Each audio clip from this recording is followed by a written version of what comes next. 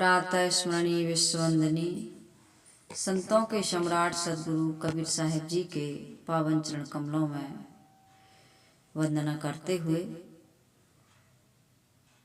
मेरे मन मंदिर के आराध्य प्रातः स्मरणीय परम पूज्य गुरुदेव जी के चरण कमलों की वंदना एवं संसार के समस्त संत गुरुजनों के चरणों की वंदना करते हुए सुबह सुबह जितने भी लोग आध्यात्मिक साधना में लगे हुए हैं, सत्संग प्रेमी सज्जनों, माता बहनों, नन्हे मुन्ने प्यारे प्यारे बच्चों, आदरणीय बुजुर्ग दादा दादियों, सभी को कबीर आश्रम देवरी की ओर से हमारी शुभकामनाएं हैं कि आज का दिन सभी के लिए सुखद एवं मंगलमय हो। सदगुरु कबीर साहिब जी का जो बीजक ज्ञान रत्न है उसमें 11 प्रकरण हैं। 11वें प्रकरण की 107वीं साखी आज आप सबकी सेवा में रखने का प्रयास है। सदगुरु कबीर साहिब जी इस साखी में मन के बारे में बहुत सुंदर व्याख्या कर रहे हैं। हर आदमी मन से परेशान और दुखी है, लेकिन यदि ये मन ना हो तो हमारा क्या होगा। इस पर एक बहुत सुंदर शेर है। कहते हैं कि सितारे अधूरे हैं तारों के बिना, सितारे अधूरे हैं तारों के बिना, और गुलशन अधूरा है बहारों के बिना, नदियां सभी अधूरी हैं किनारों के बिना, और आदमी अधूरा है सुंदर विचारों के बिना। यदि सुंदर विचार ना आए, सात्विक भावना ना जगे, तो हमारा जीवन कैसा होगा। और विचार कहाँ जगते हैं, भावना कहाँ जगती हैं, हमारे मन में ही। मन एक साधन है, इसे हम अच्छा भी बना सकते हैं, मतलब सदुपयोग करके संसार से पार भी हो सकते हैं, और दुरुपयोग करके संसार में डूब ही रहे मझधार में। तो हमें किनारे पर ले जाने वाला ये शुद्ध मन ही है, इसलिए मन की शिकायत नहीं। सदगुरु कबीर साहिब जी कह रहे हैं, मन सायर मन सा लहरी। मन क्या है? समुद्र, और इसमें उठ रही तरंग है जिन्हें हम क्या कहते हैं? इच्छाएं, कल्पनाएं, कामनाएं, चाहनाएं, भावनाएं, वासनाएं, यही तो कहते हैं। अलग अलग नाम अलग अलग काम के अनुसार दिया गया। इच्छाएं तो सबके अंदर उठ रही हैं, भावनाएं, चाहनाएं, कामनाएं, वासनाएं, ये हमको डुबाती हैं। इच्छा नहीं डुबाती। इच्छा तो अच्छी भी हो सकती है और बुरी भी हो सकती है। चाहनाएं अच्छी भी हो सकती हैं और बुरी भी हो सकती हैं। कल्पनाएं अच्छी भी हो सकती हैं और बुरी भी हो सकती हैं। लेकिन वासना हमारे अंदर, वासना किसे कहा जाता है? वासना को जब भी कहा जाता है तो उसको नकारात्मक दृष्टिकोण से ही देखा जाता है कि वासना आदमी को बांधती है। तो इसमें हमको अंतर समझना है। सदगुरु कबीर साहिब जी कह रहे हैं, मन एक समुद्र है और मन सा एक लहर है। जहाँ समुद्र है वहाँ तरंग जरूर उठेगी, क्योंकि ये प्रकृति का नियम है। प्रकृति के तट पर यदि हम जाएं तो वहाँ हर समय हाहा हाहा की आवाज होती रहती है। हाहाकार मचा है वहाँ पर। समुद्र में लहरें उठ रही हैं और गिर रही हैं। समय समय से वहाँ ज्वार भी आता है और भाटा भी आता है। अर्थात लहरें ऊपर उठती हैं उसको ज्वार कहते हैं, और लहरों का नीचे गिरना उसको भाटा कहते हैं। तो ये तो क्या है? समुद्र का पानी ऊपर उठता है और नीचे गिरता है, कभी ऊंचा तो कभी नीचे। हाहा हाहा की आवाजें आती रहती हैं। समुद्र का पानी कभी शांत होने वाला नहीं है, क्योंकि ये घटना कैसी घट रही है? ये समुद्र की लहरें उठती हैं तो ये प्रकृति के द्वारा संचालित है, और प्रकृति को कोई रोक नहीं सकता है। प्रकृति की घटनाओं पर हमारा कोई अधिकार है कि नहीं? कोई भी अधिकार नहीं है। पानी गिरेगा, मौसम बनेगा कि बिगड़ेगा। मौसम बनना बिगड़ना अर्थात ठंडी गर्मी, बारिश, छह ऋतुओं का परिवर्तन, या फिर किसी प्रकार की प्राकृतिक आपदाएं जैसे भूकंप, भूस्खलन, है ना। इन सारी घटनाओं को, भूचाल को आदि को हम रोक नहीं सकते हैं। इन पर आदमी का कोई बस नहीं है कि है, लेकिन मन पर तो हमारा बस होना चाहिए और होता है। संत महात्माओं को हम इसीलिए मानते और पूजते हैं कि वो मनोजयी होते हैं, मन पर विजय प्राप्त करने वाले होते हैं। अर्जुन ने यही पूछा कि मन तो बहुत चंचल है, इसको कैसे रोका, इसको रोकना बड़ा कठिन है। तो महाराज श्री कृष्ण कहते हैं कि हे अर्जुन, मन को रोकने का केवल दो ही साधन है। एक तो वैराग्य और दूसरा अभ्यास। वैराग्य और अभ्यास के द्वारा तन को, मन को, वचन को, आचरण को, सबको बस में किया जाता है। किया जाता है कि नहीं किया जाता है? संत महात्मा क्यों पूजनीय है? इसलिए सतगुरु कबीर साहिब जी इसमें कह रहे हैं कि भाई मन सायर मन सा लहरी, और बूढ़े बहुत अचेत। अचेत लोग डूब जाते हैं इसमें। अचेत मतलब ना समझ, भोले, असावधान व्यक्ति इस मन की तरंगों में बह जाते हैं। कहते हैं एक बार एक गांव के लोग नदी पार करने के लिए नदी में उतर गए, क्योंकि नदी बड़ी शांत दिख रही थी। ऊपर से तो शांत थी, लेकिन गहरे अंदर से बड़ी तीव्र गति से वो बह रही थी। आदमी ऊपर से कैसे लगता है, बड़ा खुश, बड़ा प्रसन्न, बड़ा शांत बैठा है, आंख मूंद के लग रहा है कि बड़ा शांत है, लेकिन मन में कितना ओहा पोह मची, कितनी उथल पुथल मची। मन में तो आग लगी है, इच्छाओं की, कामनाओं की, वासनाओं की, चाहनाओं की, दुख के, सुख के, आसक्ति के, राग के, द्वेष के। यहाँ पर द्वंद्व उठ रहे हैं, ज्वार भाटे उठ रहे हैं, अंदर से खलबली मची हुई है। तो उन लोगों ने भी समझ नहीं पाया, भाप नहीं पाया कि नदी बहुत वेग से बह रही है। ऊपर से लगा कि शांत है, और गहराई का भी उन्होंने मूल्यांकन नहीं किया, विचार नहीं किया, और सीधे नदी में उतर गए। अब नदी में उतर गए तो धार तो बहुत तेज थी, और कुछ लोग मस्ती में उन लोगों को देख के छलांग मार गए कि जब ये उतर गए तो हम भी उतर जाते हैं। जोर से छलांग मारी और सोचे कि तैर करके पार कर लेंगे। लेकिन कुछ लोग जो वृद्ध व्यक्ति थे, यानी कि समझदार व्यक्ति थे, वो समझ गए कि पानी बहुत गहरा है। उन लोगों ने वेट किया, इंतजार किया, देखा, स्थिति को ठीक से जान समझ करके, माप करके, परख करके, भाप करके, और फिर नाव लेकर के नदी को पार किया। ये नाव क्या है? ये मानव जीवन रूपी नौका तो मिली ही है, और विवेक विचार रूपी चप्पू भी मिले हमको।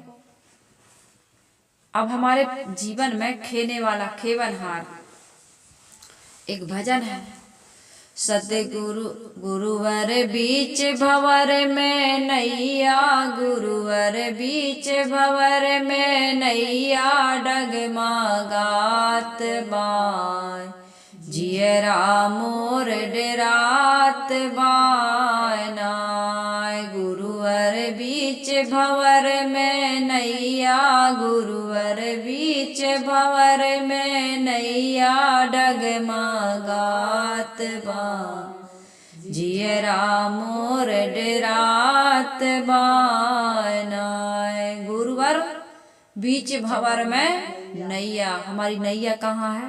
बिल्कुल बीच मझधार में। बीच मझधार में हमारी नैया हिलोरे खा रही, डगमगा रही। इसलिए गुरुदेव को याद कर रहे हैं। मुमुक्षु जन, साधक जन आर्त भाव से, दुखी मन से दुख में सुमरन सब करें। हम सब दुखी हैं, हम सब मजबूर हैं, बेबस हैं, लाचार हैं। किससे? अपने गंदे मन से, गंदे स्वभाव, गंदे आचरण से। ममता, मोह, आसक्ति, द्वेष, राग, काम, क्रोध, लोभ, मोह आदि से हम बड़े दुखी हैं, बड़े आहत हैं। मन में यही तरंग उठ रही, और कोई अच्छी तरंग उठता ही नहीं। ये हमको डुबाने का काम कर रही हैं। जो तरंगें अंदर में हिलोरे मार रही जोर से। कभी काम आ जाता है तो आदमी बहबल होता है, बेचैन हो जाता है, दुखी हो जाता है, अशांत हो जाता है, पीड़ित हो जाता है और सोचता है कि क्या करूं, इस काम वासना की पूर्ति कैसे हो। चाहे पत्नी ना बोलती हो, चाहे विवाह ना हुआ हो, चाहे ऐसी परिस्थिति अभी ना हो कि उस काम वासना का शमन किया जाए, लेकिन आदमी के अंदर में वासनाएं हिलोरे मार रही। आदमी बेचैन हो जाता है। ये नवयुवक नवयुवतियों के जीवन में जो भूलें होती हैं, पढ़ते पढ़ते अभी जवानी की शुरुआत भी नहीं हुई, माता पिता के बड़े अरमान हैं, बड़ी इच्छा है, उनके बड़े सपने हैं, उनका बहुत बड़ा परिश्रम है। अपने बच्चों को, अपनी बच्चियों को, उनके भविष्य, उनके फ्यूचर के बारे में बड़े वो चिंतित हैं। उन्होंने बड़े सपने सजोए हैं, बड़ा परिश्रम करके आपको अपने से दूर करके, अलग करके, आपको विश्वास के साथ, विश्वास के बल पर भेज दिया अपने से अलग पढ़ने के लिए।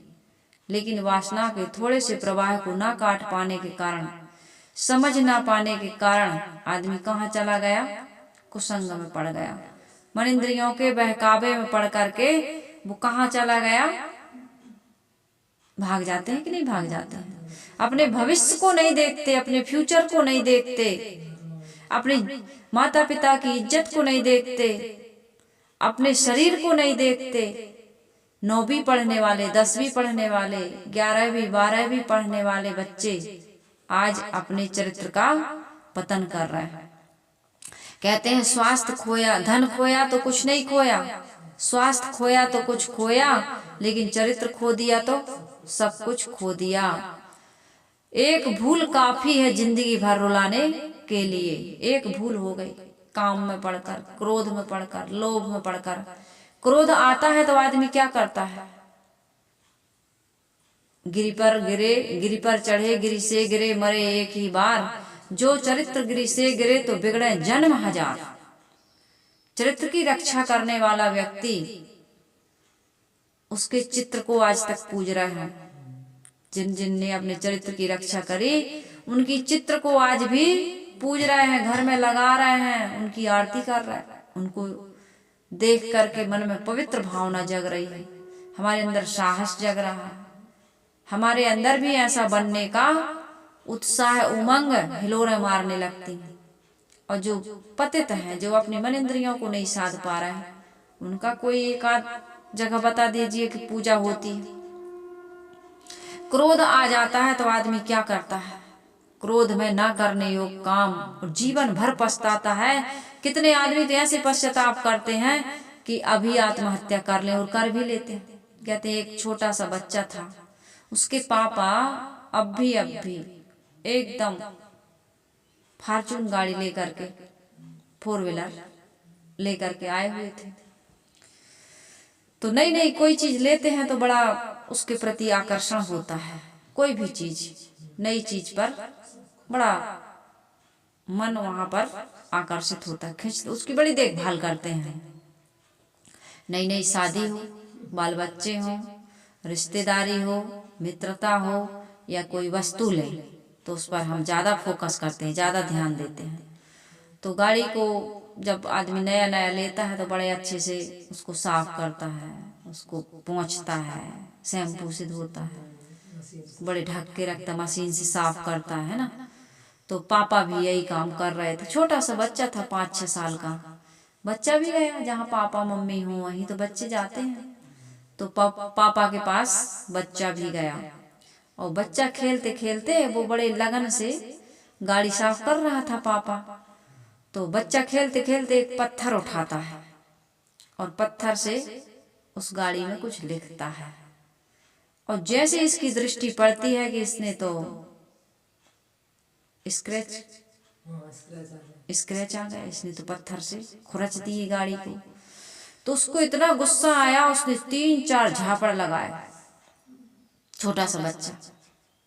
फिर भी उसके मन में शांति ना मिली, तो गाड़ी के टूल्स जो उसमें रहते हैं ना, इमरजेंसी में काम आते हैं औजार, तो उसको निकाला और उस बच्चे की उंगली को बिल्कुल कुचल दिया। बच्चे की उंगलियों से, हाथ से खून बहने लगा। अब जब उसको खून बहा तो याद आया, होश में आया, अरे ये मैंने क्या कर दिया, छोटे से बच्चे को मैंने इतनी चोट पहुंचा दी, खून बंद ही नहीं हो रहा। एकदम घबरा गया, दौड़ा दौड़ा अस्पताल ले गया, डॉक्टर को दिखवाया। डॉक्टर ने कहा इसकी उंगली इतनी ज्यादा ऐसी ऐसी कैसे पिचल गई, कैसे बिल्कुल लहूलुहान हो रही है, इनकी उंगलियों को तो काटना पड़ेगा, बच्चे की उंगलियों को काटना पड़ेगा। जब ज्यादा डैमेज हो जाता है ना, तो ज्यादा टूट फूट हो जाती है, ज्यादा फट जाती हैं, खराब हो जाती हैं उंगलियां। कई लोगों की हमने देखा, तो उसको ऑपरेशन करना पड़ता है, या तो ऑपरेशन सक्सेस ना हुआ तो काट के निकालना पड़ता है। तो बच्चे को बेहोश किया गया और उंगली काट करके ऑपरेशन कर दिया। कुछ दिन के बाद जब घर लेकर के आया पापा, तो बच्चा गोद में बैठा था और पापा से बड़ी मासूमियत से पूछ रहा था। उसके मन में कोई पापा के लिए द्वेष नहीं है, कोई, देखो बच्चे का मन कितना कोमल, बच्चों को ये भाव नहीं आता है दुश्मनी का, राग द्वेष का, किसी भी प्रकार का विकार। अभी बच्चा बिल्कुल छोटा सा है, बच्चों को अभी तुम मार दो और थोड़ा सा प्यार दे दो, गोद में आ जाएंगे। उनको ये नहीं कि तुमने हमें मारा था तो हम, बच्चा मन नहीं बन पाता हमारा। तो बच्चा बड़ी मासूमियत से पूछ रहा है, पापा मेरी उंगलियां कब बड़ी होंगी? क्या पूछ रहा है? पापा मेरी उंगलियां कब बड़ी होंगी? पापा को इतना दुख हुआ, इतना फूट फूट करके रोया और गया गाड़ी के पास। गाड़ी को 4-5 उसके टायर में 4-5 पैर मारता है, फिर भी शांति नहीं मिलती। गाड़ी को फोड़ देता है, फिर भी शांति नहीं मिलती। आत्महत्या कर लेता है, आदमी मर जाता है। तो क्रोध में पड़ करके, कामनाओं में पड़ करके, चाहनाओं में पड़ करके भाई का हक मार देते हैं, देवरानी जिठानी से लड़ाई झगड़ा कर देते हैं, माता पिता की अवहेलना, सास ससुर, नाते रिश्ते, पड़ोसी। ये जिंदगी बड़ी बेशकीमती है। थोड़ा सा सह लो, थोड़ा सा त्याग, थोड़ा सा वैराग, थोड़ा सा संयम, थोड़ी सी साधना, सहनशीलता, यदि इन चीजों को हम महत्व नहीं दे रहे हैं, तो सदगुरु कबीर साहिब जी कहते हैं, बूढ़े बहुत अचेत। ये हमारा जो शरीर है, हमारा जो मन है, कहाँ डूब रहा? भावसागर में। ये भावसागर क्या है? इच्छा करी भावसागर जामे बोहित राम आधार। कहीं कबीर हरि शरण गहु गो खुर बच विस्तार। सदगुरु कबीर साहिब जी कहते, इच्छा करके ही हम भावसागर में डूबते। इच्छाएं ही भावसागर है, लेकिन इच्छा ही ना उठे तो क्या हमारा काम हो सकता है? कोई इच्छा नहीं जिस व्यक्ति के अंदर, वो व्यक्ति जीते जी मुर्दा है। इसलिए इच्छाएं तो उठाएं, लेकिन कैसी इच्छाएं उठाएं? जो भी इच्छाएं उठाएं उस पर सदगुरु कबीर साहिब जी कह रहे हैं, कहीं कबीर ते बाँची हैं। इन इच्छाओं से बचने का उपाय क्या है? इच्छाएं तो उठ रही हैं, कामनाएं तो उठ रही हैं, चाहनाएं तो हिलोरा मार रही हैं, लेकिन इनसे बचें कैसे? तो सदगुरु कबीर साहिब जी बचने का उपाय भी बता रहे हैं। इच्छाओं को रोक नहीं सकते हम, कामनाओं चाहनाओं को रोक नहीं सकते, तो आएंगी ही, क्योंकि जो हमारी इंद्रियां हैं ना, आँख, नाक, कान, जीभ, त्वचा, 5 ज्ञान इंद्रियां जो हैं, ये विषयों का आहार कर रही हैं। ये बाहर की तरफ खुली हुई हैं। हम संसार में हैं, कुसंग रूप संसार है, ताते नेम बनाओ। ये सारा संसार कैसे कुसंग? इसमें एक नियम लेना पड़ेगा, एक व्रत लेना पड़ेगा, एक संकल्प लेना पड़ेगा। क्या? कि जो कुछ भी देखेंगे, सुनेंगे, सूंघेंगे, चखेंगे, स्पर्श करेंगे, सोचेंगे, विचारेंगे, वो सब विवेक पूर्वक करेंगे, विवेक की कसौटी में कस करके करेंगे। सदगुरु कबीर साहिब जी कह रहे हैं, कहीं कबीर ते बाँची है। कौन बचेगा? कौन बचेगा? कहीं कबीर ते बाँची है, जाके हृदय विवेक, जाके हृदय में विवेक जगाना होगा। अनादिकाल से हम भटक रहे हैं, लेकिन आज यदि सदगुरु की कृपा हो जाए, सत्संग मिल जाए, अच्छा संग साथ मिल जाए, समझ जग जाए, तो क्या होगा? अनादिकाल का जो हमारे अंदर में अज्ञान था, इच्छा कामना चाहना के प्रवाह में पड़ कर के जो अनर्गल काम करते थे, व्यर्थ की क्रियाओं में लगे हुए थे। व्यर्थ की क्रियाएं होती बिना मतलब के बोलना, बिना मतलब के देखना, सुनना, सूंघना, चखना, बिना मतलब के विचार करते रहना, और फिर बिना मतलब के तो खा रहा है तम्बाकू, कोई मतलब निकलता है। बीड़ी बिना मतलब के पी रहा है, गुटखा बिना मतलब के खा रहा है, गाली बिना मतलब के दे रहा है। गाली की क्या जरूरत बताओ? गाली की कोई जरूरत है बताइए? फिर भी गाली देते हैं। बिना मतलब के हम बहुत सारे बिना मतलब के लड़ाई झगड़ा करते हैं। जो बात गुस्से में कहते हैं वो प्यार से भी कह सकते थे। गुस्से में डांट डपट के, लड़ झगड़ के बात मनवा भी ली तो क्या हम सफल हो गए, सक्सेस हो गए? वही बात प्यार से मनवा लेते, किसी को सजा दे के, किसी को डांट के, फटकार के हमने काम करवा लिया तो क्या होगा? यदि उसके दिल में प्यार पैदा नहीं कर पाए, इज्जत सम्मान पैदा नहीं कर पाए, सहानुभूति पैदा नहीं कर पाए, तो वो कितने दिन हमारा सहयोग करेगा? कितने दिन बात मानेगा? ज्यादा से ज्यादा जवानी अवस्था तक। लेकिन जैसे ही तुम बूढ़े होगे, जैसे ही तुम बीमार होगे, जैसे ही कोई परिस्थिति तुम्हारे विपरीत होगी, वो व्यक्ति आपके ऊपर हावी हो जाएगा और फिर गिन गिन के बदला लेते हैं कि नहीं? मौका की तलाश में हैं। ये न सोचें कि हमारा ऐसे ही दूसरे के ऊपर अधिकार हम करते रहेंगे, जमाते रहेंगे। ऐसा नहीं होता है, समय बदलता है ना। समय का खेल निराला रे भाई, समय का खेल निराला। समय का खेल बहुत निराला है। इस भजन को निकाल करके सुनना यूट्यूब पर कि समय का खेल कैसे निराला है और कैसे कैसे वीर बलवान, कैसे कैसे सूरवीर बलवान राजा महाराजा कैसे संसार में वो दुखी हुए, अंत में निराशा, पश्चाताप, कैसे कैसे दुख झेले हैं वो, और मन वश में नहीं कर पाए और कहीं ये स्थिति आ गई तो बड़ा दुख होगा। इसलिए हमें क्या करना है? सदगुरु कबीर साहिब जी कहते हैं, मोबाइल के लिए, पैसे के लिए, रिश्ते और नाम दिखावा की लहरों में आदमी क्या क्या कर रहा। हमको तो मोबाइल चाहिए, हमको तो मोटरसाइकिल चाहिए, हमको तो अमुक व्यक्ति और अमुक वस्तु चाहिए। ये चाहिए चाहिए में आदमी को चैन नहीं है। चाह आदमी को जिसे जाना है दुख से पार, तो सुख की चाह तजे। ज्ञानियों का यही है विचार, सुख की चाह तजे।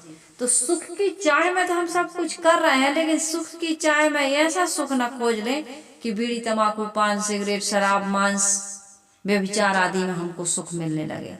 तो इसलिए हमें क्या करना है? विवेक करना है। विवेक कहीं कबीर ते बाची है जाके हृदय विवेक। विवेक बड़ा वजनदार शब्द है। बुद्धि भ्रम में पड़ सकती है, किंतु विवेक कभी भ्रम में नहीं पड़ सकता। बुद्धि हमें गलत डिसीजन दे सकती है कि नहीं यार, इतने लोग कर रहे हैं, इतने लोग खा रहा है, सब दुनिया ही तो खा रही, दुनिया ही तो कर रही, दुनिया ही तो इसमें पड़ी है, तो भीड़ तो कहाँ जाती है? कहते हैं भीड़ भाड़। आदमी भाड़ में जा रहा है, यदि भाड़ में जाओ तुम, मतलब भीड़ कहाँ जा रही? भाड़ में। भाड़ में जाओ कहते हैं ना, हम तो नहीं करेंगे भैया, तुम नहीं मान रहे तो भाड़ में जाओ। मतलब भाड़ में जाओ यानी भाड़ में जाओ। अच्छे के लिए कहते हैं कभी भाड़ में जाओ, तुम बुरे के लिए कहते हैं भाड़ में जाओ। तो तुम जब नहीं मान रहे हो, भीड़ ही के मोही बने हो, दुनिया जैसी कर रही वैसे ही करेंगे। क्रोध में भी, काम में भी, लोभ में भी, मोह में भी। लोभ मोह में क्या क्या हुआ? लोभ मोह में लोभ और मोह आदमी को कितना परेशान करता है। अभी तो मैंने काम और क्रोध के बारे में बताया। लोभ और मोह में पड़ करके आदमी कितना कितना पाप कर रहा है जिसका वर्णन करना असंभव है। तो यहाँ पर मैं ये कह रही हूँ कि हृदय में विवेक जगाने की आवश्यकता है। रमणीय माने गए शरीर, जवानी, पत्नी, बच्चे, धन, मकान, प्रतिष्ठा, पूजता, इनमें क्या सार है, इस पर थोड़ा सा विवेक भी करो। अनादिकाल से हम भटक रहे हैं, लेकिन आज गुरु के द्वारा ज्ञान का दीपक जल जाए। जैसे गुफा अनादिकाल से जब से बनी तब से अंधेरा, लेकिन इतने वर्षों का अंधेरा, अब इतने वर्षों के अंधेरे को हम कैसे सेकंडों में दूर कर सकते हैं? ऐसा सोच के बैठ जाएं तो क्या हम अंधेरे को दूर कर पाएंगे? नहीं कर पाएंगे। लेकिन अनादिकाल से जब से गुफा बनी तब से अंधेरा है, लेकिन एक माचिस की तिल्ली जलाने की आवश्यकता है, एक दीपक प्रगटाने की आवश्यकता है। अनादिकाल का अंधेरा मिट जाएगा। हमारे और आपके जीवन में भी ऐसा ही होने वाला है। यदि गुरु मिल जाए तो मन के कहने में मत बहो, भीड़ के पीछे मत चलो, हर इच्छा पर प्रश्न करो और आकर्षण को विवेक की आंखों से देखो कि इसके अंदर इसका परिणाम क्या होने वाला है। कोई भी भोग के पीछे दौड़ने से, इसके पीछे पड़ने से हमारा परिणाम, हमारे जीवन में परिणाम क्या आने वाला, हमारा परिणाम क्या होगा, इस बात पर यदि हम विचार करते हैं तो कभी भी मन की जो लहरें मीठी मीठी लग रही ना, मन की तरंग मारने का काम हम शुरू कर दें। मीठी लगती है तरंग में, कोई भी इच्छा उठती है तो कितना आनंद आता है, फिर ऐसा लगता है इसको करके देख लेते हैं कितना अच्छा लगेगा। इच्छा उठती है तो आदमी का शरीर नहीं चाहता, फिर भी वो दुकान पर नमकीन खरीदने पहुंच जाता है। इच्छा उठती है तो कढ़ी खाने में, रसगुल्ला, गुलाब जामुन खाने में, समोसा और आलू अंडा खाने में, लड्डू खाने में दांत नहीं है, लेकिन कहते हैं लुड़िया पत्थर हम पीस दे, हम तो यहाँ से सतुआ जैसे घोर के पी जाएंगे, लेकिन लड्डुआ खाएंगे। मकर संक्रांति आ रही, अपने यहाँ लड्डू बनेंगे, अभी बूंदी के लड्डू बनेंगे, है ना, चावल के लड्डू बनेंगे, गेहूं के लड्डू बनेंगे, बेसन के लड्डू बनेंगे, तिली के लड्डू बनेंगे, लड्डू बनेंगे।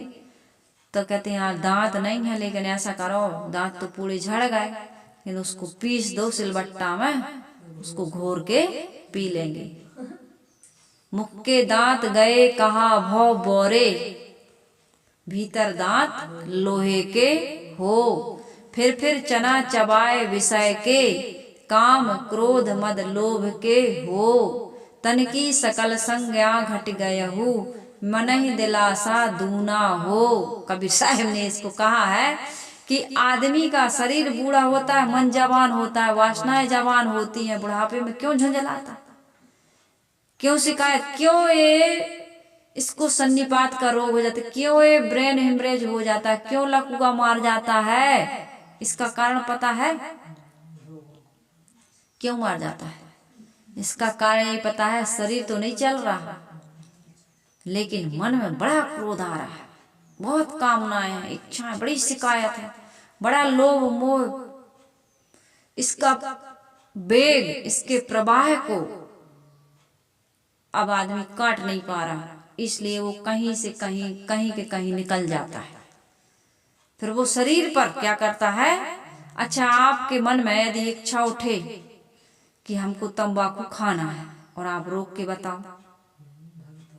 बताओ, क्रोध जग गया, काम जग गया, लोभ जग गया, विवेक नहीं है तो रोक के बताओ। और जिसने जवानी में नहीं रोका, जिसने सुबह अवस्था में नहीं रोका, स्वस्थ अवस्था में नहीं रोका, तो बुढ़ापे भर जीवन, जवानी भर वही किया है, तो बुढ़ापे में वो क्या करेगा? फिर शरीर पर अटैक करेगा। शरीर नहीं ले जा पाओगे बीड़ी तंबाकू की दुकान पर, या किसी प्रकार से काम उठ गया, क्रोध उठ गया, लोभ उठ गया, नहीं निकाल पाओगे। बोलोगे तो फिर घलेंगे अच्छे। बुढ़ापे में बाल बच्चे मारते भी, बहुएं दिन भर खाना नहीं देती, चिल्लाते रहो, हो रहा है ऐसे। ऊपर से सीधा खाना दे रहा है और इनकी शिकायत सुनो और फिर गालियां भी सुनो और फिर दूसरों से बुराई करते हैं, बदनामी भी सहो, तो घर वाले बच्चे बहुएं क्या करते हैं, खाने नहीं देते। बूढ़ा कह रहा है कि भूख लगी है, कहते अरे उनको याद नहीं रहता, दिन भर मांगते हैं वो तो उनको याद थोड़ी रहता है। कोई यदि कहा कि भैया पिताजी खाना मांग रहा है, दादाजी भोजन मांग रहा है, पानी मांग रहा है, दे दो, है अभी खिलाए उनको, याद नहीं रहता। वो कह रहा है कि भैया कल से खाना नहीं दिया, 2 दिन हो गए, बिल्कुल एक ही रोटी दे रहे, भूख मिटती ही नहीं है। एक उदाहरण बता रही हूँ, आपको पेट भर खाने भी नहीं मिलेगा, आपकी इंद्रियों के भोग तो छोड़ दीजिए। कितने लोग जो नशा करते हैं, डॉक्टर ने कह दिया है कि नशा छोड़ना पड़ेगा, नहीं तो बीमारी ठीक नहीं होगी। अब जवानी में छोड़ने का काम, जवानी में तो पकड़ने का काम किया, छोड़ने का तो किया ही नहीं। जवानी अरे अरे अभी छोड़ दिए, अभी साधु बन गए, अभी त्याग मार्ग में आ गए, अभी से तुम साधना में लग गए, अभी तुम्हारे दिन ही कहाँ हुए हैं, अभी तुम भवजाल में फंसो, मन की तरंगों में फंसो, तब उसके बाद निराधार केवल स्वरूप शुद्ध चेतन आत्मा का बोध प्राप्त कर लेना बुढ़ापे में। बुढ़ापे में सारे काम जवानी में, और भजन बुढ़ापे में। भजन नहीं किया तूने भरी जवानी में, तो अरे बेशरम डूब के मर जा चुल्लू भर पानी में। यदि भजन भरी जवानी में नहीं किया तो तुम्हें डूब के चुल्लू भर पानी मर जाना चाहिए, क्योंकि सारे गलत काम तो तुमने जवानी में कर लिए। और जिस अच्छे काम के लिए, जैसे एक काम के लिए, जिस नेक काम के लिए हम इस मानव शरीर को प्राप्त किए थे, उस एक काम को हमने कहाँ पर टाल दिया। बुढ़ापा आएगा भी, इसकी क्या गारंटी, कोई गारंटी? किसने लिख के दे दिया आपको, बताओ कि बुढ़ापा आएगा? भजन बुढ़ापे में कर लेना, किसने बताया? बाल बच्चे कर लेते बुढ़ापे में, शादी कर लेते बुढ़ापे में, पहले तो अपने मन इंद्रियों को साध लेते, फिर बाकी काम कर लेते बुढ़ापे में। नहीं, सारे काम स्वस्थ अवस्था जवानी में, स्वस्थ अवस्था स्वस्थ अवस्था जवानी में कुछ भी कर सकते हो। लेकिन कुछ भी किया तुमने, लेकिन भजन नहीं किया, फालतू काम किए, लेकिन मन इंद्रियों को सुवश करने का काम नहीं किया। अपने केवल निराधार असंग चेतन स्वरूप को समझने का, जो अपने हृदय में ही बैठा है, उसको पहचानना, उस तक पहुंचना, उसमें रहना, स्थित होना, इसका काम नहीं किए। कहाँ रह गए? मन शायर मन सा लहरी। मन हमारा क्या है? समुद्र है, और इसमें उठती हुई तरंगें क्या है? लहरें, कामनाएं, इच्छाएं मन में ही तो उठा करती हैं, और उन्हीं में हम बह गए तो हमारा जीवन कैसे हो गया? हमको एकांत शांत प्रदेश में स्थिर आसन में बैठ करके विवेक विचार के द्वारा अपने स्वरूप का चिंतन करके उसमें ठहरने का काम करना था, वो नहीं किए। क्या किए? बाहर बाहर विषय भोगों में लगे रहे। जब कोई स्मरण उठे तो तुरंत दृष्टा बन जाओ, उसमें मिलने की आवश्यकता नहीं है, उसमें परीक्षा करिए, इच्छा की परीक्षा करिए, दृष्टा बनिए, देखते ही वो मन हमारा शांत हो जाता है। उस पर विवेक की कसौटी कसने लगी, अरे इस भोग को भोगूंगा तो इसका परिणाम क्या होगा, सुखद होगा कि दुखद होगा, मन सुवश होगा कि परवश होगा, वासनाओं की निवृत्ति होगी कि और प्रवृत्ति में पड़ जाएंगे। इन बातों पर विचार करने की यूथ के पास समय, यंग आदमी के पास समय नहीं है। वो तो इतना उन्माद में है कि जो चाहे मैं कर लूं, और आदमी कर रहा है।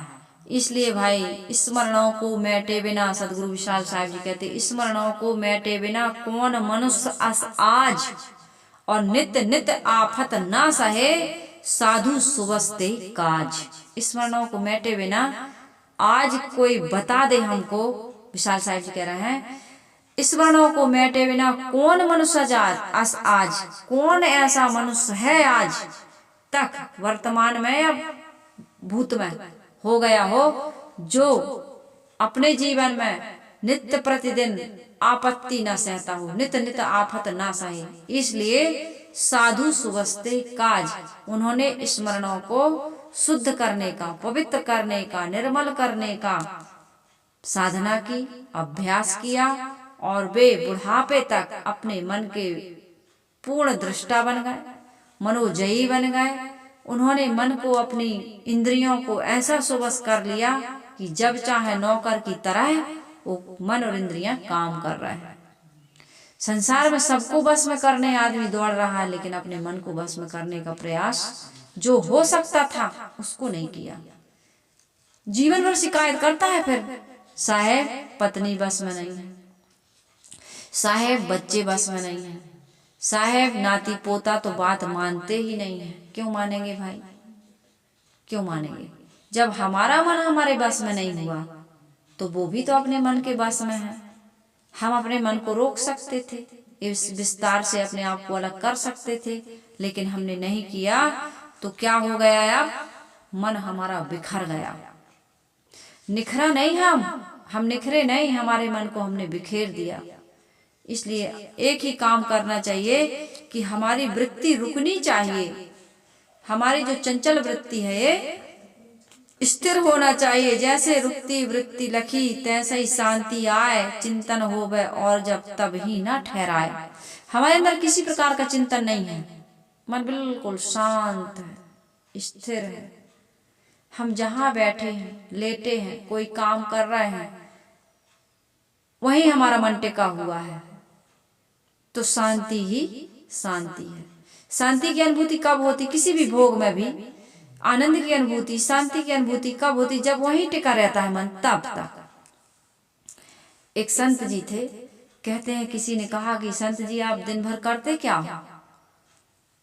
आप बड़े सुखी हो, क्या काम करते हो दिन भर?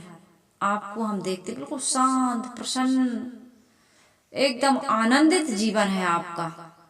चाहे गई चिंता मिटी मनुआ बेपरवाह, जिनको कुछ नहीं चाहिए सो साहनपति साह। चाहे को छोड़ दे बस वही मुक्त होता है, चाहे के पीछे जीव सदा भार ढोता है, और चाहे को छोड़ दे बस वही मुक्त होता है। चाहे के पीछे हमेशा भार ढोना पड़ता है, और जो चाहे को छोड़ देता है वो मुक्त हो जाता है, आजाद हो जाता है, निर्भर हो जाता है, निश्चिंत हो जाता है, निर्द्वंद जीवन जीता है। तो उसने पूछा कि आप कुछ करते नहीं हो, इतना बढ़िया मस्त जीवन जीते हो, क्या करते हो? कहा भाई मैं कुछ नहीं करता हूँ, बस भोजन, भूख लगती है तो भोजन कर लेता हूँ, नींद लगती है तो सो जाता हूँ, है ना। भोजन, भूख लगती है तो भोजन करता हूँ, और नींद लगती है तो सो जाता हूँ, बस इतना ही काम करता हूँ। हम नहाते समय नहाते नहीं, कितने जल्दी से निकले, और कितने काम, दाल चढ़ी है, चावल न चिपक जाए, सब्जी सुधारना है, बच्चे को टिफिन बनाना है, पति के लिए टिफिन तैयार करना है, बूढ़ी सास को, ससुर को, ये सारे काम, कितने सारे काम होते हैं। हमें नहीं कह रहा कि साधु ही बन जाओ, अपने क्षमता के अनुसार कार्य को थोड़ा सा आप क्या करिए, नियम बनाइए, नियम कि इतने बजे से इतने बजे तक हम इतना काम कर पाएंगे, इतने काम को हम करेंगे, इतने बजे हम एकांत बैठेंगे, इतने बजे हम अध्ययन करेंगे, इतने बजे हम ये काम करेंगे। सारी चीजों को आप बांट लीजिए। घर में 4 सदस्य हैं, आप चारों को बांट दो, प्रेम से बंटवारा कर लो, अपने लिए भी तो कुछ समय निकालो।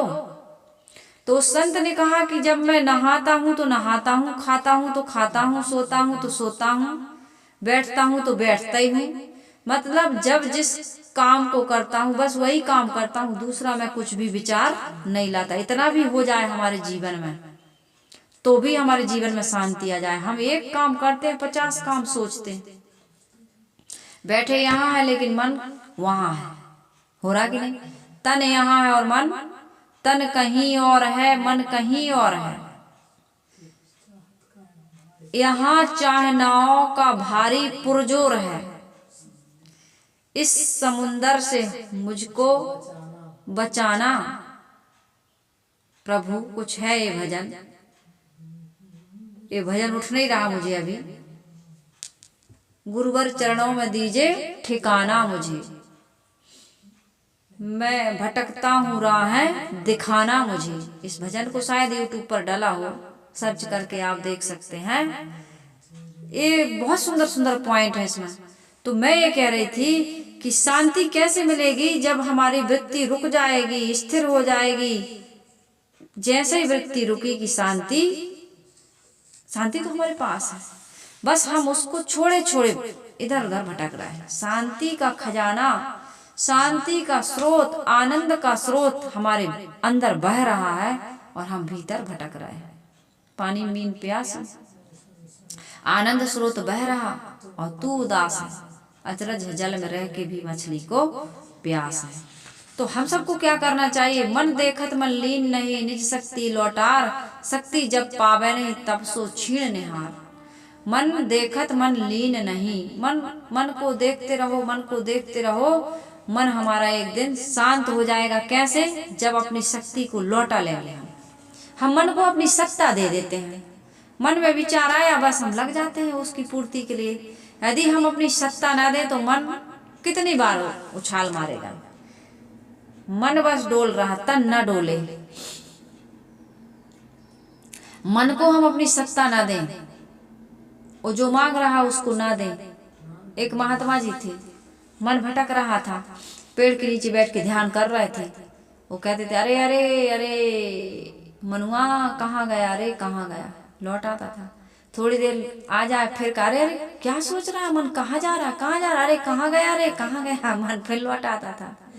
ऐसे हमें अपने मन को शक्ति नहीं देना है। समझ में आ रही बात? जो मन कहता है उस पर थोड़ा सा विवेक कर लेना कि इसका परिणाम क्या होगा, आवश्यक है कि अनावश्यक ही सोच रहा है। मन में तरह तरह के विचार उठा करते हैं क्योंकि हमने अभ्यास बनाया सोचने का। इसलिए क्या करो, सबे काम को छोड़ के रहे आप में आप, पारख पाए अनाथ गत, मिटे जगत दुख पाप। यदि जगत से मुक्ति चाहते हो, पापों से मुक्ति चाहते हो, अज्ञान और अंधकार से बाहर निकलना चाहते हो, तो सब काम को छोड़ के एक ही काम करो। क्या करो? अपने आप में रहने का प्रयास करो। आप में ही आप हैं, आप कहीं बाहर नहीं हैं। और यदि ऐसी समझ मिल जाए तो हम सनाथ हो सकते हैं, नहीं तो हम सबके साथ रह करके भी अनाथ हैं, क्योंकि हम अपने मन के साथ बह रहे हैं। इसलिए हम सबको क्या करना चाहिए? मुक्ति के लिए, अपनी सुंदर स्थिति के लिए, कल्याण के लिए, शांति के लिए, प्रसन्नता के लिए हमको क्या करना है? एक गुरु की शरण की आवश्यकता है। गुरु के शरण में जाकर के विवेक वैराग्य की प्रक्रिया को जागृत करने की आवश्यकता है। फिर मन इंद्रियों को विवेक की कसौटी पर कस के सुवश करने, पवित्र करने की आवश्यकता है। फिर जैसे ये वृत्ति रुकेगी, हमारी शांति की अनुभूति अपने आप होने लगेगी। शांति कहीं बाहर से, मुक्ति कहीं बाहर से प्राप्त करने की चीज नहीं है। बस बाहर जो हम भटक रहे हैं वहां से लौट करके अंदर आने की आवश्यकता है। कुछ भी त्यागने की आवश्यकता नहीं है, बाहर से कुछ त्यागने की आवश्यकता नहीं है। बाहर से कुछ न त्यागिए, भीतर से त्यागना है, भीतर से। क्योंकि भाव सागर ये बाहर का नहीं डुबा रहा है, भाव सागर भीतर का डुबा रहा है, अंदर का। अंदर की हमारी जो तरंग है जो है, इसमें हम डूब रहे हैं और उतर आ रहे हैं। इसलिए ये भजन कहता है, मन से छोड़ो गर्भ गुमानी, जग में 2 दिन की जिंदगानी। मन से छोड़ो गर्भ गुमानी, जग में 2 दिन की जिंदगानी। अखियां खोल के देखो, अखियां झूठा ए संसार बाय, जियरा मोर डरात बाय। नाय गुरुवर बीच भंवर में नैया, गुरुवर बीच भंवर में नैया। डगमगात बाय, जियरा मोर डरात बाय। नाय ठंड में लोगों की आवाज नहीं निकल रही, थोड़ा आवाज से गाओ। गाली दोगे, लड़ाई झगड़ा करोगे, काम की बातों को जब कोई नहीं सुन पाएगा तो जोर से कहोगे, है ना? ये महाकाम की बात है। मन से छोड़ो गर्भ गुमानी, ये गर्भ छोड़ दोगे, अभी तो जवानी शेष है। अरे जवानी में ही चले जाओ, क्या पता मन से गर्व छोड़ दो कि बुढ़ापे में भजन कर लेंगे, ये नहीं होगा भजन बुढ़ापे में। ये गर्व गुमान छोड़ दो कि भजन की क्या जरूरत है, ये मन से छोड़ो गर्व गुमानी, हमें गुरु की क्या आवश्यकता है, हम तो बड़े समझदार हैं, ये गर्व छोड़ दो। मन से छोड़ो गर्व गुमानी, जग में 2 दिन की जिंदगानी, पता नहीं कब जीवन समाप्त हो जाए। अखियां खोल के देखो, झूठा ये संसार वाय स्वार्थ का संसार है, ये छूटने वाला संसार है, इसलिए इसके मोह को छोड़ दो। एक तो नैया बहुत पुरानी, शरीर बूढ़ा होते जा रहा, दिनों दिन बूढ़ा हो रहा, जीर्ण छीण हो रहा, कमजोर हो रहा, जर्जरता की ओर हम जा रहे हैं।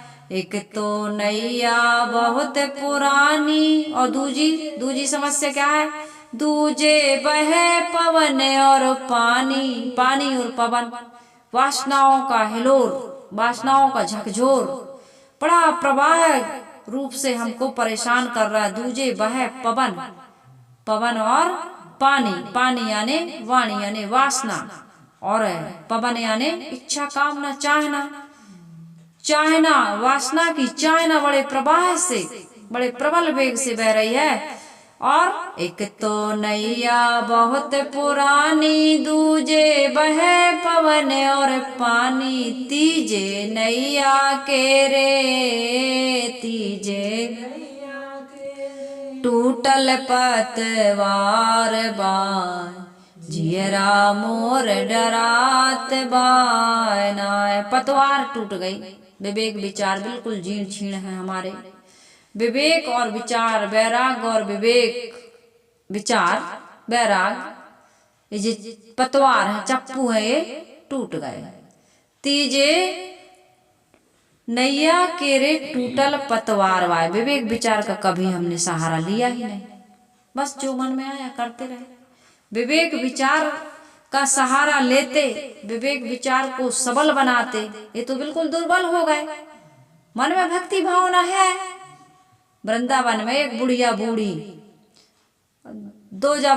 एक जवान बुढ़िया, एक जवान बुढ़िया कहते, एकदम जवान युवती, भक्ति जवान है, भावना तो है तुम्हारे अंदर, लेकिन विवेक वैराग बूढ़े हैं। कथा आती भागवत में कि एक जवान युवती 2 बूढ़े पुत्रों को यानी बूढ़े पुरुषों को गोद में लेकर के रो रही है। तो पूछा कि तुम कौन हो, तो कहा मैं भक्ति हूँ। कहा वृंदावन में आकर के मैं जवान तो हो गई, भक्ति तो खूब है यहाँ, लेकिन विवेक वैराग नहीं है, विवेक वैराग नहीं है। ये विवेक वैराग मेरे जो 2 पुत्र हैं, कहे बूढ़े कैसे, कहे विवेक और वैराग है, आदमी के अंदर विवेक वैराग बूढ़ा हो गया, ये जवान नहीं है।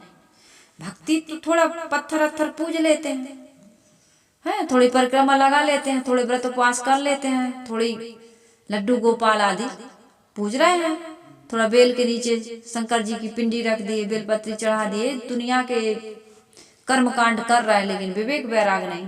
तो तीजी नैया केरी टूटल पतवार वाय, हमारे जीवन रूपी नौका को पार करने वाले कौन है, विवेक और वैराग।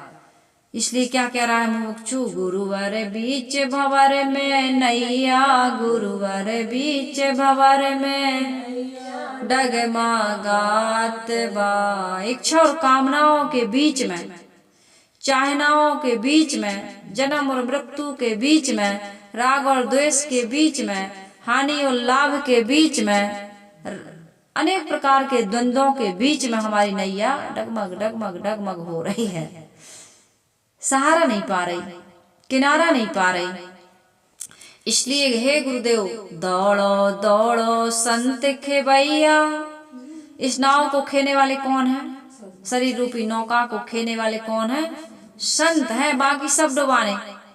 भव सिंधु में कुटुंब के सब हैं डुबाने वाले, सदगुरु फकत जगत में दुख से छुड़ाने वाले। सदगुरु ही दुख से छुड़ाएंगे और कुटुंब के सब लोग तो भवसागर में डुबाएंगे। इसलिए मुमुक्षु याद कर रहा है, क्या कह रहा है, दौड़ो दौड़ो संत खेवैया, जल्दी पार लगा दो नैया। दौड़ो दौड़ो संत खेवैया, जल्दी पार लगा दो नैया, जग में पाप भार से, जग में पाप भार से नैया गरुआत बाय, जियरा मोर डेरात बाय ना।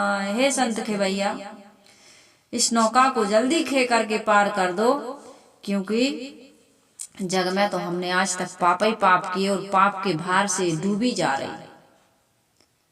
हे गुरुदेव, इस नौका को जल्दी खेने का कृपा करो। इस नैया को खेने वाले, किनारे तक ले जाने वाले केवल आप हैं, और कोई इस नाव को खेने वाला नहीं है। गुरुजी कह रहे हैं, कर ले जड़ चेतन निर्वार। अब गुरुजी नाव पर बैठ गए और ज्ञान दे रहे हैं। क्या कह रहे हैं? संसार में दो ही वस्तु है, एक जड़ और दूसरा चेतन।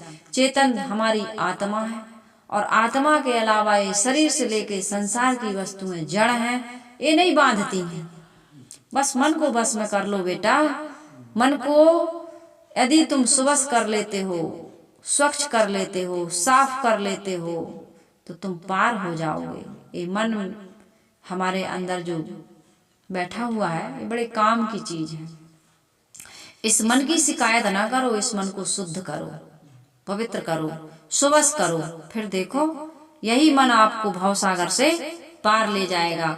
इस मन से तुम्हें दो काम करना है, एक जड़ और दूसरा चेतन का निर्णय स्पष्ट करके जड़ की आसक्ति त्याग दो और चेतन में स्थित हो जाओ। कर ले जड़ चेतन निर्वार, दोनों मिले हैं। जड़ चेतन दो वस्तु हैं, अति प्रसिद्ध जग माई, इनकी पारक प्राप्ति बिन झगड़ा छूटत नाई। जड़ और चेतन दो एक ही चिपके हुए हैं। जड़ शरीर है और चेतन इसमें निवास कर रहा है।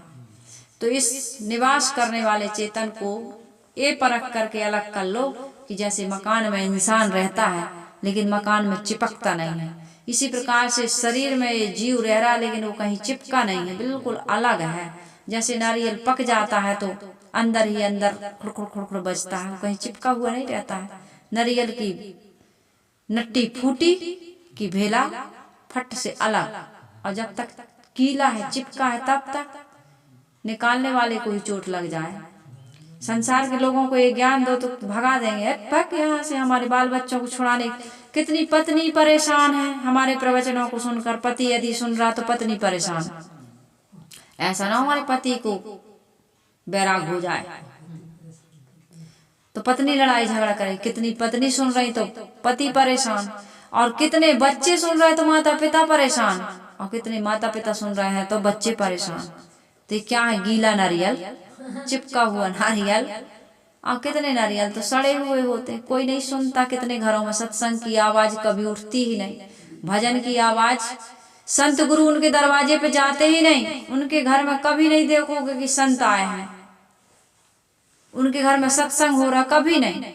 संत गुरु को आधार बनाए बिना ये जीवन हमारा पार नहीं हो सकता, बेकार है। तो कर ले, गुरु जी कह रहे हैं, कर ले जड़ चेतन निर्वार। अलग अलग करो, अलग अलग करो। अभी एक में चिपका था। सुबह शुभ कर्मों को तुम नहीं समझ पा रहे थे, पाप पुण्य को नहीं समझ पा रहे थे, सारा सार को नहीं समझ पा रहे थे, शुभ शुभ को नहीं समझ पा रहे थे, जड़ चेतन को नहीं समझ पा रहे थे, मुक्ति और बंधन को नहीं समझ पा रहे थे, अच्छी इच्छा और बुरी इच्छा को नहीं समझ पा रहे थे। इसलिए क्या करो? कर ले जड़ चेतन निर्वार। जग में 2 दिन का व्यवहार, 2 दिन का समय मिला है, नहीं तो यमपुरी में, नहीं तो यमपुरी में दुर्दशा तुम्हार बाय, जियरा मोर डेरात बाय नाय। गुरुवर बीच भंवर में नैया डगमगात बाय, जियरा मोर डेरात बाय नाय। नहीं तो यमपुरी में दुर्दशा होगी, वहां कोई नहीं बचाएगा। रत्नाकर डाकू लोगों को लूटते थे, मारते थे, छीनते थे। नारद जी मिल गए, बेटा पाप कर रहा है। कहे तो हमारा धंधा है, बिजनेस है। क्या पाप कर रहा है? अपने परिवार को पाल रहा है। कहे जो तुम कर रहे हो, जो भी हिंसा, हत्या, लूट मार, इसमें तुम्हारे परिवार के लोग सहभागी बनेंगे? क्यों नहीं बनेंगे? मेरी पत्नी, मेरे माता पिता, मेरे बच्चे जब इस धन को खा रहे हैं, इस कमाई को खा रहे हैं, तो मेरा साथ देंगे? कहे पूछ के आओ। बड़े मुश्किल से गए पूछने। कहे पूछना क्या है, देंगे, साथ खा रहे हैं। कहे पूछ के तो आओ। कहे हम पूछने जाए तुम भाग जाओ। कहे नहीं नहीं नहीं भागेंगे, है बांध दो यहीं। गए माता पिता से पूछा। कहे बेटा हमने तुम्हें पाल पोस के बड़ा इसीलिए किया है कि बुढ़ापे में तुम हमें खिलाओ पिलाओ, हमारी सेवा करो। अब तुम क्या कमा के ला रहा है, कैसे ला रहा है, इसमें हम कोई तुम्हारे हिस्सेदार नहीं है। हमने कैसे पाला पोसा, इसमें तुम हिस्सेदार नहीं हो। तुम कैसे हमारा जीवन निर्वाह या अंतिम संस्कार करोगे, इसमें हमारा कोई न काहू सुख दुख करदाता, यानी कर्मों में कोई किसी का निज कृत कर्म भोग सुन भ्राता। अपने किए हुए कर्मों को आदमी स्वयं भोगता है। स्वयं कर्म करो तात्मा, स्वयं तत्फल मस्मते। कोई नहीं, दूसरा कुछ भी नहीं। अपनी कमाई आपकी, ना माई ना बाप की। पत्नी से पूछा। कहे कल हम भोजन बनाते समय जल गए थे, रात भर जगे थे, तुम तो खर्राटे लेके सोए थे। खर्राटे लेके सोए थे कि नहीं सोए थे? अरे भैया गोली दवाई दे दोगे, मालिश कर दोगे, इतना ही तो करोगे। खाने को दे दोगे, खाएगा तो उसके कपड़े लत्ते धो दोगे, और क्या करोगे? पीड़ा तो नहीं ले लोगे कि दर्द भी ले लेते हो थोड़ा? कोई नहीं ले सकता किसी के दर्द को, किसी की पीड़ा को कोई बांट नहीं सकता। रत्नाकर को बोध हुआ, अरे जिस पत्नी के लिए, माता पिता के लिए, परिवार के लिए मैं पाप करता था, वो तो मेरे सहायक होगा ना कोई। कुटुंब परिवार सुत जोई, सहायक होगा ना कोई। तेरे पापों की गठरी को स्वयं तू ही उठाएगा। कोई हमारा सहायक नहीं होगा। पाप की गठरी, पुण्य की गठरी, दोनों हम ही को उठानी है। तो इसलिए इसमें ये कह रहे हैं कि नहीं तो यमपुरी में दुर्दशा तुम्हार वाय। यमपुरी क्या है? यम यानी वासना। जो भी हमारी वासना है, अच्छी बुरी, उसको महसूस कौन करता है? मैं। कौन करता है? मेरे अंदर क्या विचार उठ रहा है, उसको जानने वाला कौन हूं? जानने वाला वाली मैं हूं। कोई नहीं जानता तुम्हारे मन में क्या विचार चल रहा, और न तुम बता पाओगे, और बताओगे भी तो क्या होगा? बता के भी कोई लाभ होने वाला नहीं है। तो साहेब कह रहे हैं कर ले जड़ चेतन निर्वार, जग में 2 दिन का व्यवहार। थोड़े समय के लिए कुछ करने आए हो तुम, थोड़े समय का चांस है, नहीं तो यमपुरी में दुर्दशा, परिणाम में तुम्हें दुख भोगना पड़ेगा। कहते साहिब सत्य कबीर, सदगुरु कबीर साहिब सत्य बात कह रहा है। कहते साहिब सत्य कबीर, प्यारे धरो जिगर में धीर। धीरे धीरे काम होगा। तुम सोचो कि मन को नहीं जीत सकते, मन को सुवश नहीं कर सकते, पवित्र नहीं कर सकते, वासना के प्रवाह को नहीं काट सकते, चाहे ना इच्छा कामनाओं से ऊपर नहीं उठ सकते, ऐसा नहीं है। होता है, हो सकता नहीं, होता है। आप किसी गंदी एक आदत को छोड़ के देखो, कुछ दिन छोड़े हो जाएंगे, आपको याद भी नहीं आएगी। फिर आपको हंसी आएगी अपने पर, जैसे मेरा नाम पहले कुछ और था, आज कोई मुझे उस नाम से पुकारता है तो मुझे ऐसा लगता है किसका नाम है कि नहीं? जिस माता पिता परिवार के साथ बेटी खेलती है, लिखती पढ़ती है, बड़ी होती है, और लगता है कि माता पिता परिवार के लोग कैसे छूटेंगे, मायका कैसे हमसे छूटेगा। एक दिन ऐसा आता है कि बेटी खुद जाना नहीं चाहती, जाती है तो लगता है तो पराया है, ये घर अपना नहीं है। तो ऐसे हो जाएगा हमारा मन कहते साहिब सत्य कबीर, प्यारे धरो जिगर में धीर। कहते साहिब प्यारे धरो जिगर में धीर, नहीं तो काल चक्र का घेरा, नहीं तो काल चक्र का घेरा। बरियार बाय जियरा मोर डेरात बाय नाय, गुरुवर बीच भंवर में नैया, गुरुवर बीच भंवर में डगमगात बाय, जियरा मोर डेरात बाय नाय। कबीर साहिब जी कहते हैं, हे प्यारे, हे प्रिय, थोड़ा सा जिगर में धीर धरो, इच्छा कामना त्यागने में थोड़ा सा धीर्य धरो, धीरज धैर्य। इनको करने में तो धैर्य नहीं रखते तुम, फट से कर लेते हो कोई इच्छा उठी तो, लेकिन इनको जीतने में थोड़ा सा धैर्य रखो। धैर्य पूर्वक करोगे तो तुम्हारा काम, बड़े काम को धीरज से ही किया जाता है ना। देखो भैया, बड़े धैर्य के साथ, धीरज से, शांति से, प्रसन्नता से, उत्साह से, लगन से, विश्वास से करना, कार्य सफल होगा। तो हम सबका कार्य सफल हो, इन्हीं शुभकामनाओं के साथ मैं यह गुरुदेव के चरणों में सभी श्रोता बंधुओं के लिए प्रार्थना करती हूँ कि हम सब सुबह मन वाले बने, शांत मन वाले बने, प्रसन्न मन वाले बने, और वासना के प्रवाह को काट कर आज इसी जीवन को हम कल्याणमय, आनंदमय, मुक्तिमय, निर्वाणमय बना करके अपने जीवन को सफल और सार्थक बनाएं। आइए इन्हीं शुभकामनाओं के साथ हम सभी लोग गुरु के चरणों में वंदना कर लेते हैं और इस सत्संग को विराम देते हैं।